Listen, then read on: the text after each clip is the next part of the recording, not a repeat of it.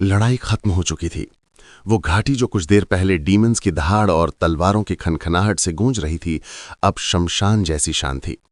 हवा में अभी भी जली हुई ओजोन और सड़े हुए मांस की तीखी गंध तैर रही थी। ध्रुवांश वापस उसी लोकेशन पर आ गया था जहां उसने थोड़ी देर पहले डीमंस को मारा था। उसके जूते सूखी काली मिट्टी पर कर कर की आवाज कर रहे थे। वो एक मरे हुए डीमन के पास झुका। उसके हाथ में एक छोटी सी बेहद तेज धार वाली नक्काशीबार छुरी थी। उसने कुशलता से डीमन के सीने को चीरा। खच! मांस कटने की गीली आवाज आई। उसने अंदर हाथ डाला और एक चमकता हुआ बैंगनी क्रिस्टल बाहर खींच लिया। परफेक्ट! ध्रुवांश ने क्रिस्टल को अपनी शर्ट से पहुंचते हुए कहा। उसकी चमक उसकी आंखों में प्रतिबिंबित हो रही थी। लेवल 2 का कोर।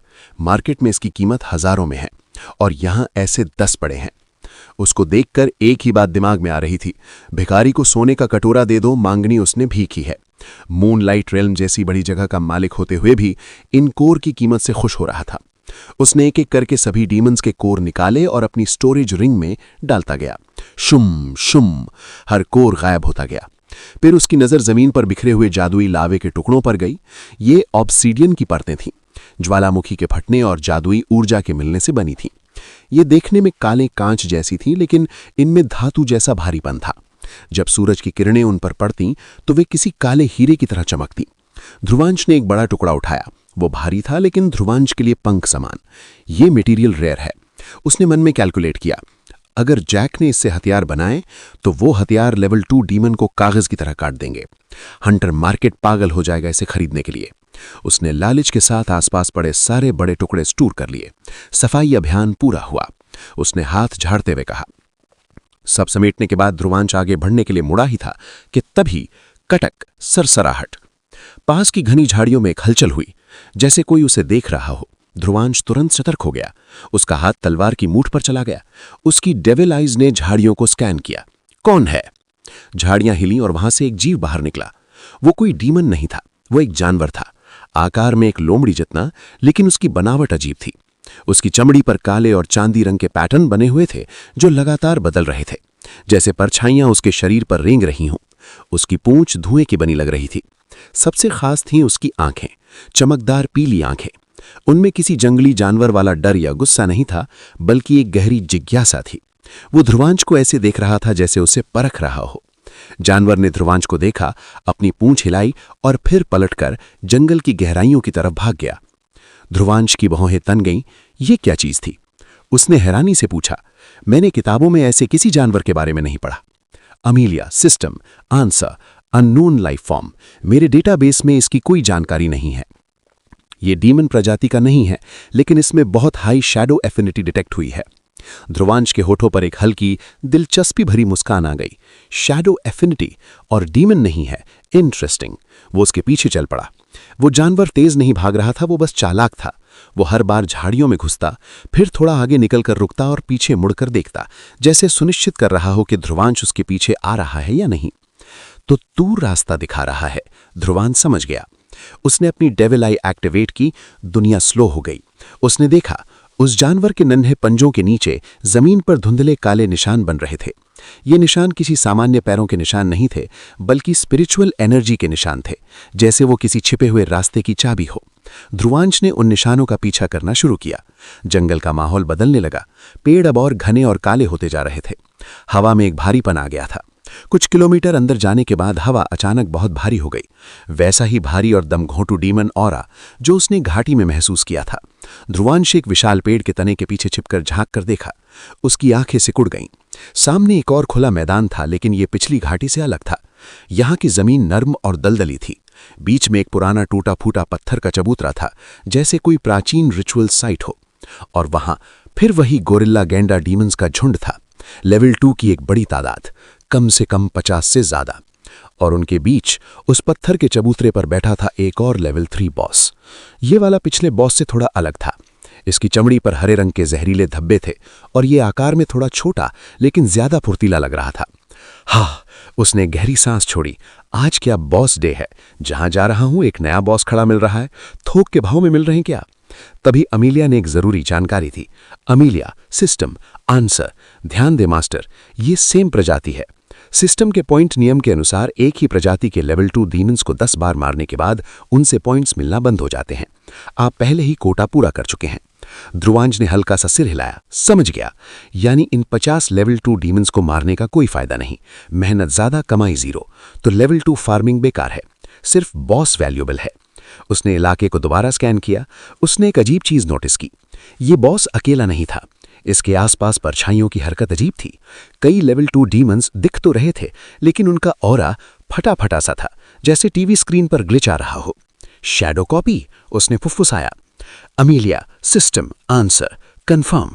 कई यूनिट्स असली नहीं हैं, वे शैडो कॉपीज हैं। असली डीमंस भीड़ में छिपे हैं। ध्रुवांश ने अपने होठों पर उंगली रखी। ठीक है, प्लान सिंपल है, सीधा बॉस को उड़ाना है। बाकियों से उलझना समय की बर्बादी है।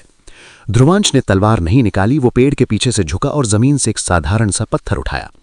उसने अपनी कलाई घुमाई और पत्थर को पूरी ताकत से दूसरी दिशा में दूर झाड़ियों में उछाल दिया। टक, सर। पत्थर गिरने की आवाज सन्नाटे में गूंजी। डीमन आर्मी का ध्यान तुरंत उधर गया। 50 सिर एक साथ उस दिशा में घूमे।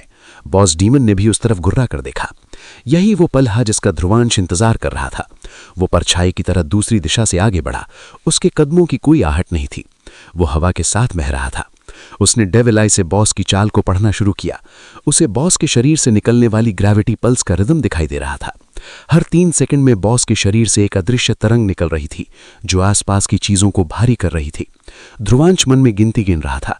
3, 2, 1। जैसे ही ग्रेविटी पल्स आती, वो 1 सेकंड के लिए रुक जाता। जैसे ही पल्स गुजरती, वो बिजली की रफ्तार से आगे बढ़ता। बॉस का फियर ऑरा उसे छू भी नहीं पा रहा था, क्योंकि ध्रुवांश की डिवाइन एनर्जी उसे न्यूट्रल कर रही थी। वो बॉस के काफी करीब पहुंच गया था, लेकिन बॉस डीमन लेवल 3 होने के नाते बेवकूफ नहीं था। उसे किसी की मौजूदगी का एहसास हो गया। बॉस ने अचानक अपना सिर घुमाया और सीधे ध्रुवांश को देख लिया। ग्रर! बॉस दहाड़ा और पूरी डीमन आर्मी उसकी तरफ पलटी। ध्रुवांश रुक गया। वो बॉस की आंखों में देख रहा था। उसके चेहरे पर कोई डर नहीं था। उसने बस एक शब्द कहा, शांत। हवा में एक लाल भंवर बना। डीमन सेज की तलवार उसके हाथ में प्रकट हुई। इस बार वो स्टाइलिश नहीं था, सीधा, क्रूर और प्रभावी। बॉस ने अपना मुंह खोला और पॉइजन मिस्ट छोड़ा। ध्रुवांश ने एक कदम भी पीछे नहीं लिया। उसने तलवार को तिरछा पकड़ा और एक डायगोनल स्लैश किया। स्विश! तलवार से निकली लाल ऊर्जा ने उस जहरीले बादल को बीच से चीर दिया, जैसे हवा को ही काट दिया हो। जहर ध्रुवांश के दोनों तरफ से निकल गया। उसे छू भी नहीं पाया। बॉस घबरा गया। उसने अपनी रीजनरेशन एबिलिटी एक्टिवेट की। उसकी मांसपेशियां भूलने लगीं। ध्रुवांश की डेविल आई ने बॉस की छाती को स्कैन किया। मांस और हड्डियों के नीचे उसे एक चमकता हुआ रून दिखाई दे गया। वही उसकी जीवन शक्ति थी। बस यही चाहिए था। ध्रुवांश ने जमीन पर पैर जमाया और खुद को एक रॉकेट की तरह लॉन्च किया। वो बॉस के बिल्कुल सामने हवा में था। एक ही बार, पूरी ताकत और सटीकता के साथ। स्लैश! तलवार की धार बॉस की छाती में धंस गई। बॉस का शरीर कांपा। उसकी आंखों की रोशनी बुझने लगी। हार्ट रून टट गया था। बॉस का विशाल शरीर 2 हिस्सों में बट गया और धड़ाम से जमीन पर गिरा। काला खून फव्वारे की तरह निकला। और उसी पल अमीलिया की आवाज आई, level 3 demon slain, final hit confirmed, +5 points. Dhruvansh ने दिल में हिसाब लगाया। पहले बॉस से +5, अभी +5, यानी टोटल 10 पॉइंट्स हो गए। और पिछली फाइट के ओरिजिनल लेवल 2 डीमन से 10 पॉइंट्स, कुल मिलाकर 20 पॉइंट्स हो गए। हाई लॉर्ड बनने के लिए मुझे अभी और पॉइंट्स चाहिए, पर शुरुआत अच्छी है। उसने गहरी सांस ली। अच्छा है। जैसे ही बॉस गिरा, बाकी बची हुई लेवल 2 डीमन आर्मी पागल हो गई। अपने लीडर को मरता देख वो अंधे हो गए। ग्रर! 50 डीमंस एक साथ ध्रुवंश पर झपटे। एक काली लहर उसकी तरफ बढ़ रही थी। ध्रुवंश ने तलवार घुमाई, पर उन्हें मारने के लिए नहीं, वो बस उन्हें पीछे धकेल रहा था। इनको मारने से मुझे कोई पॉइंट नहीं मिलेगा, उसने मन में सोचा। अपनी एनर्जी और टाइम क्यों वेस्ट करूं?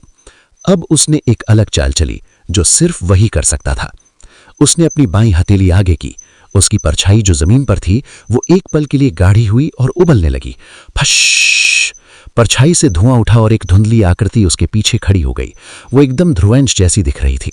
कद, काठी, बाल, सब कुछ सेम, बस वो थोड़ी डार्क और खोखली थी। उसकी आंखें लाल चमक रही थी।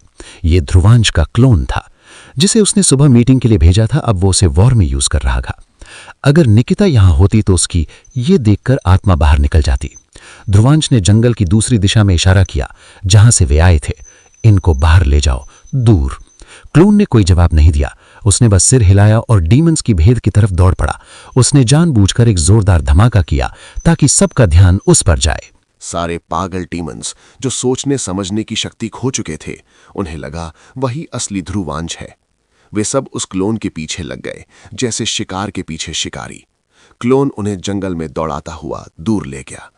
ध्रुवांश खुद उल्टी दिशा में चुपचाप एक झाड़ी के पीछे छिप गया और इंतजार करने लगा।